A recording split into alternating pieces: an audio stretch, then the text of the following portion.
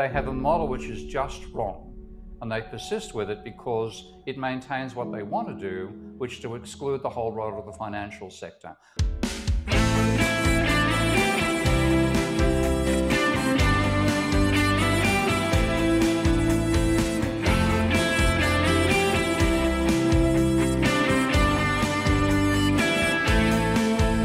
A man-to-man debt doesn't matter, because if one person pays down his debt to another person, then his spending power has fallen by the money he had to forego to pay the debt, but the person who receives the money as repayment of debt then has additional cash, and it's like a seesaw. They balance each other out. The average level remains the level of the fulcrum. It doesn't go up and down. But when you include banks in there, of course banks are the people who generate debt. It's an elevator. It goes up or down. If they're increasing the amount of debt in the economy, then you're both getting higher. But if you start repaying, you both start heading down towards the ground. Well, another way of saying this, it's said in America, the debt doesn't matter because we owe it to ourselves. That's Paul Krugman's classic cliche. Right. Yeah. And the question is, who are we and who are ourselves? The we is the 99%, the ourselves are the banks and the 1%. Yeah, but it goes beyond that, because again, that was literally managed that we were buying from the wealthy people. There'd be no money creation involved. There'd be debt creation without money creation. Yes. And that's the link that they haven't got. And this is where the Bank of England must deserve a big pat on the back from people like ourselves, that they came out and publicly said, as a highly respected official organisation, banks create money when they lend. And that creates deposits. They create money by creating deposits. Yeah. You go for the audience, you go into a bank, you borrow money, the bank credits your checking account and adds to the loan. It's done by computer. It's not somebody's savings. Yeah. It's not a recycling of the savings. And this is the hassle you and I have, and we're both arguing in favour of things like debt abolition in some sense. People think, if you write off debt, what about the poor lender? Lender's been ripped off. And that's seeing it in the sense of a man-to-man debt, that if you lent me $100 and I didn't repay you, I've stolen $100 that you had to earn. You had to save and put aside to have. But when you take it from a bank, the bank is making an entry in an asset side and increasing its assets, making an entry in its liability side and giving you a deposit. It isn't a money warehouse, it's a money factory. That's and right. It has the interest in producing as much as it can, because by producing debt, that's their means to make a profit. Debt is the bank's business.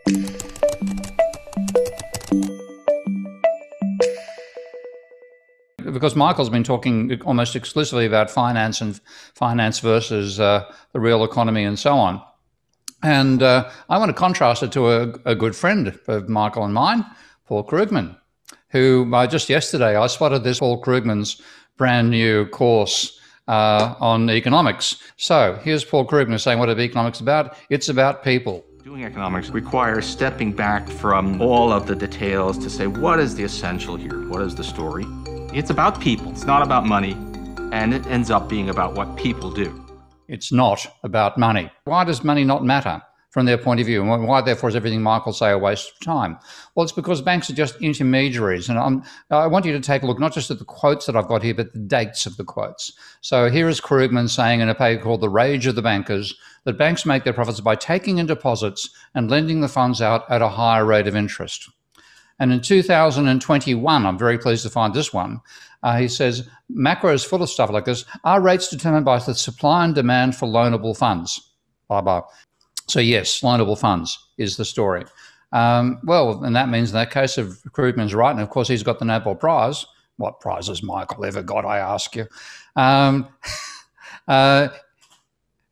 No, well, we've got a bit of trouble here, because here are two experts. I mean, yes, one Nobel Prize on one side, the Bank of England on the other. I think the Bank of England weighs more. It certainly has more gold. So I'll go with them. And they say banks do not act as intermediaries, lending out deposits that savers place with them. Rather than bank lending out deposits that are placed with them, the act of lending creates deposits. Now, that's the exact opposite of what Krugman is saying. And isn't it a case that, Krugman's, I'm quoting old Krugman, I'm quoting new Krugman, because the date of this paper from the Bank of England is March 14, 2014. This statement was made by Krugman over a year later, and this is made just over a month ago. So he's still going under with exactly the same stuff that he did before the Bank of England even came out and said, you're wrong.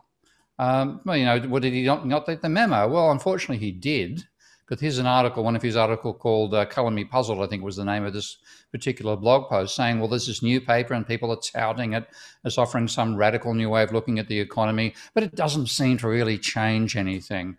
And he says, furthermore, everything they talk about goes back to Tobin, and yes, banks are more complicated, but that doesn't mean they have an unlimited ability to create money.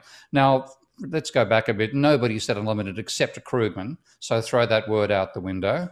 But he did get the memo. He just ignored it. He obviously hasn't changed his thinking one iota in the 7 years since that paper came out.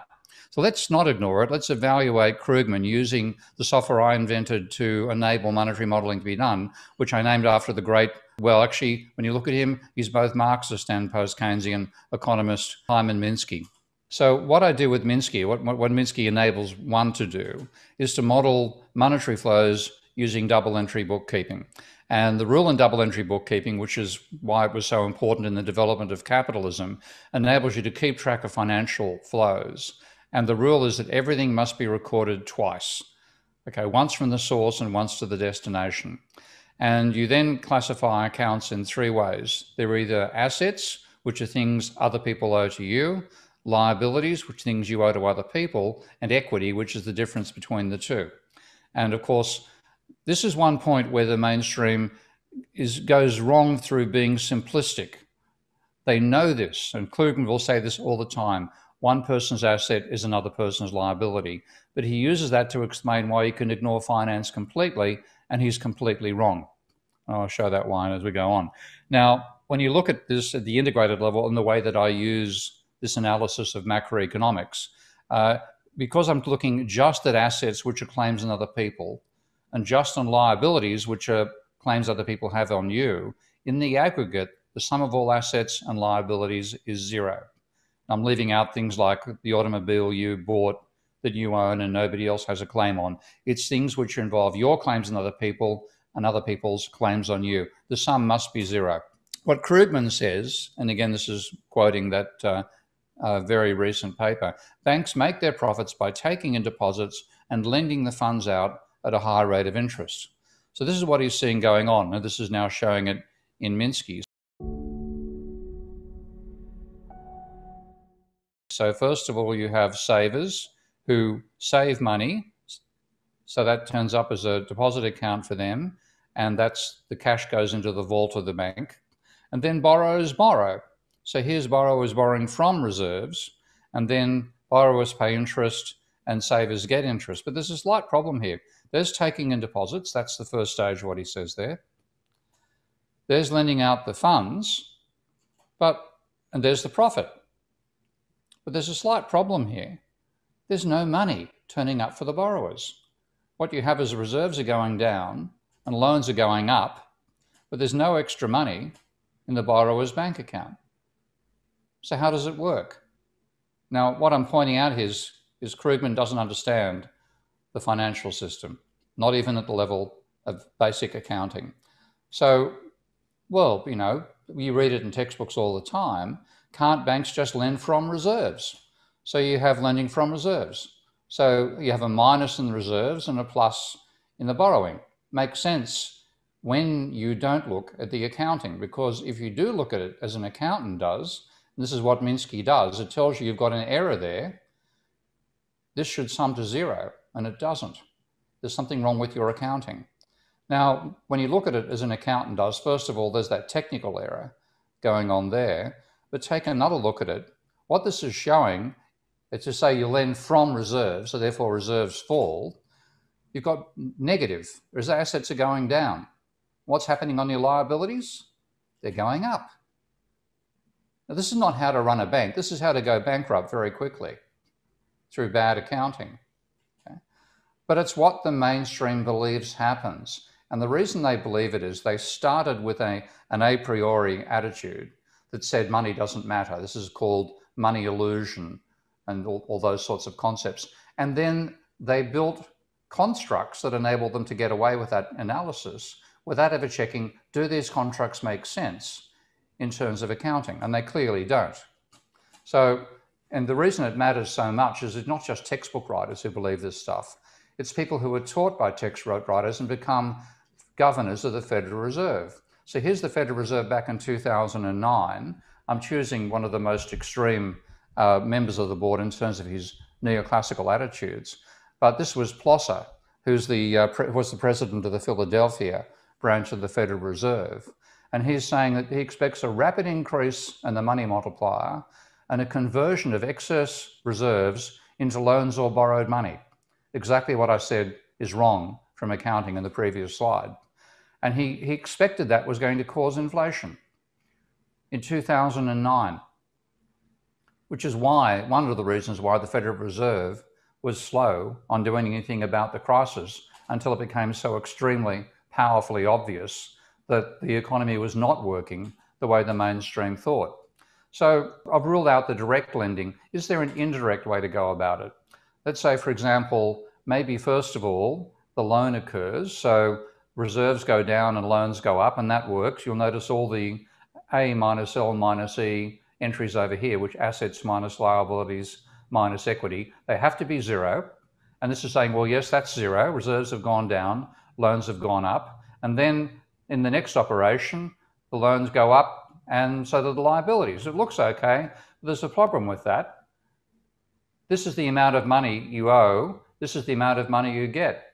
If you do it this way, the borrower gets $100 in money and $200 in debt. I'm sorry, no, I'm not going to accept that deal.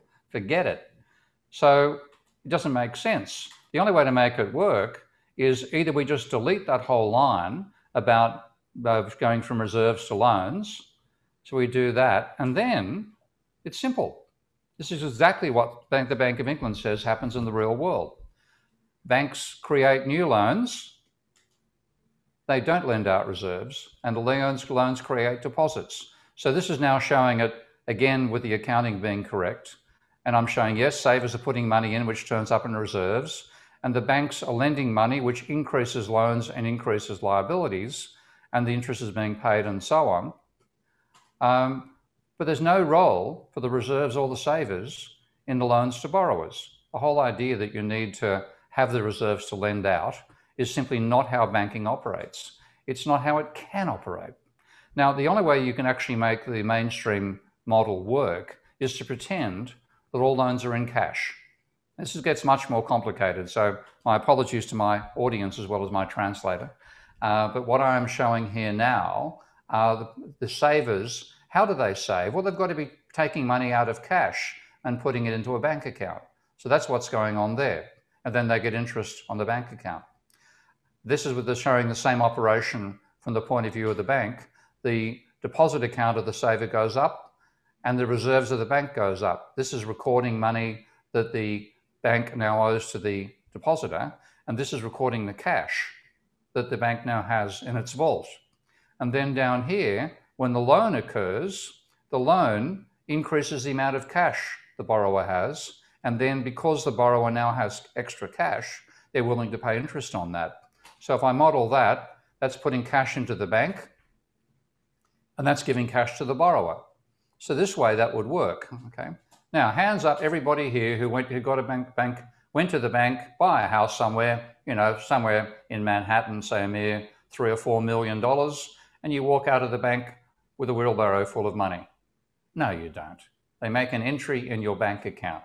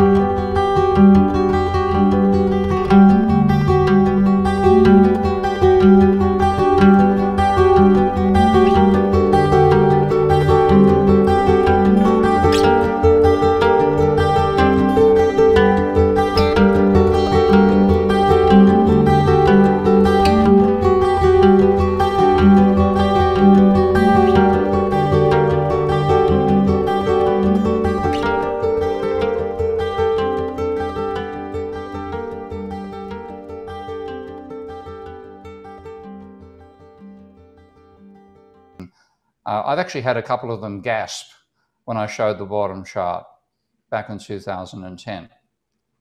But analyse it? Oh no, that'd be too dangerous. And they also ignore the dynamics of a monetary economy.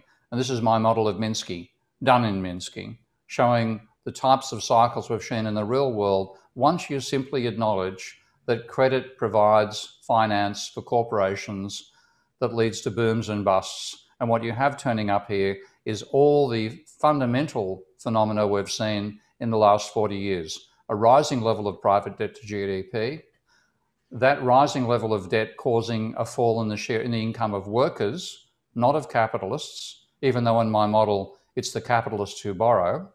The workers are the ones who end up paying for the higher level of debt by a fall in their share of income. So I want to take a look at Paul's final piece of advice in the promotional video for his new course. Keep on plugging and don't let the crazies grind you down. Keep on plugging and don't let the crazies grind you down. Well, the trouble is, unfortunately, this applies to him. The crazies run economics. It's the sane people like myself and David on the periphery who make sense. And we've got to get rid of these guys. If you want realism, read Hudson. If you want fantasy, read Paul Krugman. Thank you.